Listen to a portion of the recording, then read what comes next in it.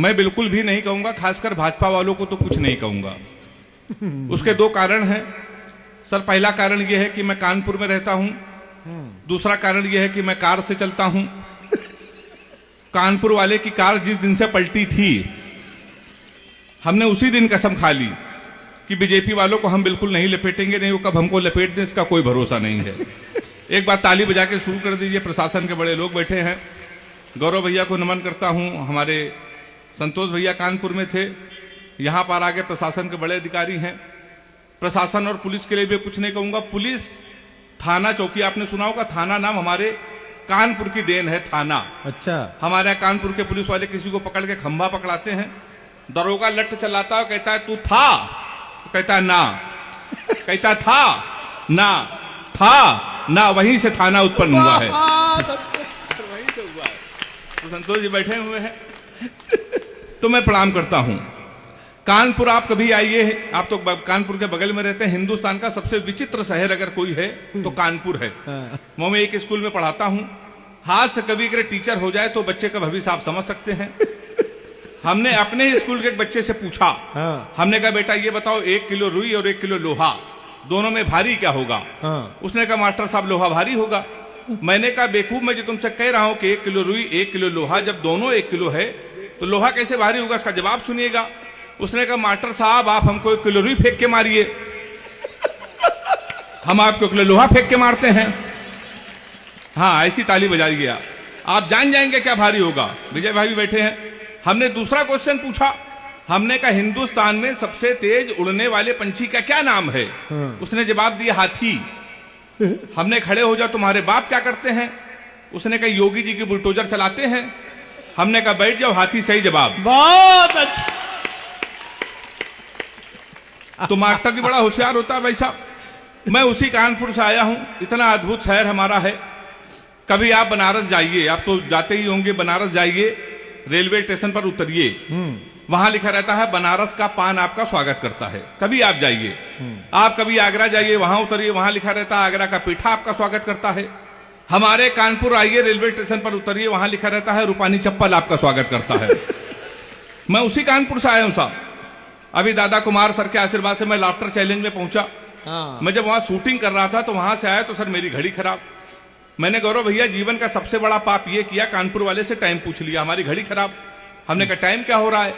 तो हमसे कहने लगा ऐसा गुरु तुरंत यहां से निकल लो, टाइम बहुत खराब है। और हमारे मुंह बिल्कुल मन लगना, नहीं तो तुम्हारा टाइम भी खराब हो जाएगा। तो हमने कहा टाइम न बता दे, ये बता दे तेरा मूड क्यों खराब है? तो उसने कहा भाई साहब एक लड़की से हमने इतना कहा कि बड़ी कमजोर है, कुछ खाया कर, वो हमारा 50,000 रुपए खा गई। तुम साले हमारे मुंह लगे हुए हो, हमारे मुंह बिल्कुल में लगना बहुत भरे बैठे हैं। तुमने कहा ऐसा क्या है? कहने लगा है कुछ नहीं, एक लड़की के चक्कर में 5 साल से लगे थे, हम समझते थे हमसे प्यार करते, मुझसे प्यार करते हैं, तो इसमें हुआ क्या? कहीं हुआ कुछ नहीं भाई साहब, हमारे नगर निगम का चुनाव चल रहा है, उसको मिल गई है पार्षद की टिकट। पूरे शहर में होल्डिंग लगी है युवा दिलों की धड़कन पुष्पा पाल। तुम साले हमसे टाइम पूछ रहे हो? लोग तो नारा लगा रहे हैं मोहर मारो तान के पुष्पा को पहचान के। कल एक लड़का कान में नारा लगा रहा था, इस बार हाथ उठा के ताली बजाना, लैया बड़ी करारी है, पुष्पा पाल हमारी है। तो सब हमारा उत्तर प्रदेश सबसे अद्भुत है। सर तो हमारे दिल्ली से आए हुए हैं। आप कभी दिल्ली जाइए, बंबई जाइए, बंबई के लोग अगर पैसा आ जाए तो अपने बच्चों का कैरियर बनाने के लिए सर करोड़ों खर्चा करते हैं। हरियाणा के लोग अपने बच्चे को स्टार बनाते हैं, स्पोर्ट्स में भेजते, करोड़ों खर्चा। उत्तर प्रदेश एक ऐसा प्रदेश है जहां कैरियर बनाने के लिए कोई खर्चा नहीं। 250 का कुर्ता लीजिए, 350 का सफेद पैजामा, 50 रुपए का काला चश्मा, 40 रुपए गले में डालने वाला अंगोछा। हमारे यहां तैयार हो जाता है युवा हृदय सम्राट। ये केवल हमारे उत्तर प्रदेश में होता है सर। तो मैं उसी उत्तर प्रदेश का रहने वाला हूं। लोग बड़ी तुलना करते हैं तुम्हारा उत्तर प्रदेश कितना नकारा है, कितने आलसी लोग हैं। अभी जब हरियाणा के बच्चे ने भाला फेंक के स्वर्ण पदक जीता, तो एक वीर रस के कवि ने हमसे कहा अगर यही भाला हम पाकिस्तान में फेंक दें, पाकिस्तान तो निपट जाएगा। हमने कहा इसमें हिंदुस्तान की बेइज्जती है, भाला इतना बड़ा, पाकिस्तान इतना बड़ा। 4 लाइन में मैंने पाकिस्तान को निपटा दिया है। अगर वो निपट गया हो तो मुझे तालियां बजा के मुझे बताना। मैंने लिखा कपड़े जिस पे टंगते हैं वो कीली फेंक के मारेंगे, कसी हुई ना मिल पाई तो ढीली फेंक के मारेंगे, जो भाला फेंका नीरज ने वो चीन की खातिर रखा है। पाकिस्तान तुमको तो हम तीली फेंक के मारेंगे। हम लोग सब ऐसे ही निपटा देते हैं पाकिस्तान को। लोग बड़ी तुलना करते हैं, पाकिस्तान हमसे कहता है हम कश्मीर ले लेंगे, कश्मीर ले लेंगे, कश्मीर ले लेंगे। हमने कहा बेवकूफ पाकिस्तान, सीमा हैदर तो हमसे ले नहीं पा रहे हो, तुम हमसे कश्मीर ले लोगे। तो लोग बड़ी सब तुलना करते हैं कि हरियाणा के लोग स्वर्ण पदक जीतेंगे, उत्तर प्रदेश के लोग कितने नकारा हैं। हमने कहा इसमें बहुत बड़ा अंतर है। हरियाणा का बच्चा सर सुबह 4 बजे जगता है, सबसे पहले जाता है जिम, 4-5 घंटे जिम करता है, वहां से आता है 4-5 किलो फल खाता है, वो सो जाता है। शाम को 5 बजे फिर वो सो के उठता है, फिर वो जिम जाता है, फिर 4-5 किलो फल खा के 2-4 घंटे टहल के सो जाता है। हमारे उत्तर प्रदेश के लड़के कानपुर मल्लावा के 9:30 बजे सुबह सो के उठते हैं, वो भी तब जब उनका बाप उनको लतियाता है। सबसे पहले वो जाता घर के नजदीक पुलिस चौकी, दरोगा के साथ एक सेल्फी लेता है, फेसबुक पे पोस्ट करता है नए चौकी इंचार्ज रामकिशोर कनौजिया भाई साहब का सानिध्य प्राप्त हुआ। ताली हाथ उठा के बजाए एक बार जोरदार। क्या बारीक बात पकड़ी है भाई। ये हमारे उत्तर प्रदेश में होता था। शाम को वो सो जाता है, शाम को जब वो सो के उठता है संतोष सर, तो 7-8 लड़कों से जो बियर की बोतल खोलता है, उसी दरोगा को प्रेशर में लेने के लिए स्पीकर खोल के फोन करता है, दरोगा जी नमस्कार, पहचाना? अब दरोगा जी समझते गुरु उस समय इसके मुंह न लगो, इस समय तो उसके लगी हुई है। दरोगा उसका फोन काट देता है, फिर वही दरोगा 12 बजे मारते मारते उसको थाने लेके आता है। अब की सेल्फी डालता है वो दरोगा, गुड्डू भैया 100 ग्राम चरस के साथ धरे गए। फिर गुड्डू भैया की होती रात भर कुटाई। 3 दिन बाद लोकल विधायक उसकी पैरवी करता है, फिर वो छूट के आता है, फिर वो विधायक बनता है। हम कवियों को बुला के सुनता है, ताली बजा सकते हैं। गौरव भैया यहाँ के लिए नहीं है, हमें सुरक्षित कानपुर भी जाना है। तो हमारा उत्तर प्रदेश बहुत अद्भुत है। 2-4-5 मिनट केवल मैं आपके और रहूंगा। रश्मि जी, गजेंद्र प्रियांशु जी श्रृंगार के बहुत बड़े कवि हैं। ये लोग आएंगे, आपको प्यार मोहब्बत की बातें बताएंगे, भटकाने की कोशिश करेंगे। मैंने प्यार मोहब्बत के विषय में सर कोई कविता नहीं लिखी, ऐसा नहीं कि कोई प्रेमिका नहीं है। योगी जी की सरकार, जब योगी जी की सरकार उत्तर प्रदेश में नहीं थी तो 15 प्रेमिकाएं थी। जिस दिन योगी जी उत्तर प्रदेश के मुख्यमंत्री बने, हमने सबसे राखी बंधवा लिया, क्योंकि सर्वाधिक कुटाई किसी की यूपी में हुई तो प्यार करने वालों की। तो मैं प्यार मोहब्बत से बहुत दूर रहता हूं सर, दूर से ले रहता हूं। लड़कियों की बीमारी है, किसी लड़की से कोई क्वेश्चन पूछ लो तो इतना उठपटांग जवाब देती हैं। हमने एक लड़की से पूछा, हमने कहा तुम्हारा फेवरेट कलर क्या है?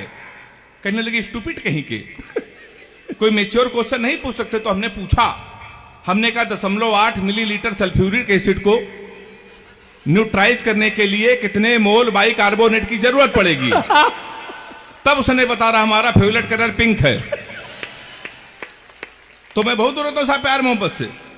मैं तो इतना दूर रहता हूं, लड़कियों की एक बीमारी और है, किसी लड़की को आप गौर से देख लो तो कहेंगी देखो कैसे कुत्ते की तरह देख रहा है, ना देखो तो कहेंगी कुत्ता देख भी नहीं रहा है। तो साहब मैं बहुत दूर रहता हूं। हमारे गजेंद्र भाई हैं, कह रहे थे हेमंत नाम में कुछ नहीं रखा, नाम में कुछ नहीं रखा। सही कह रहे थे सर, नाम में कुछ नहीं रखा है। मुस्कान नाम था उसका, वो हमारा नुकसान करके चली गई। फिर हम रोशनी नाम की लड़की में शिफ्ट हुए तो 2.5 साल उसने भी हमको अंधेरे में रखा। लोग सही कहते हैं नाम में कुछ नहीं रखा। इन बेचारे लड़कों को देखिए, ये लड़कियों का नाम मोबाइल में सेव करते हैं, my honey baby, my darling, my sweetheart, my जानू। इन बेचारे लड़कों को देखिए, ये लड़कियों के नाम मोबाइल में सेव करते हैं। पप्पू हलवाई, राशिद प्लम्बर, मुन्ना हवलदार। ताली बजाइए जोरदार। तो हमारे साथ तो साहब ये होता है।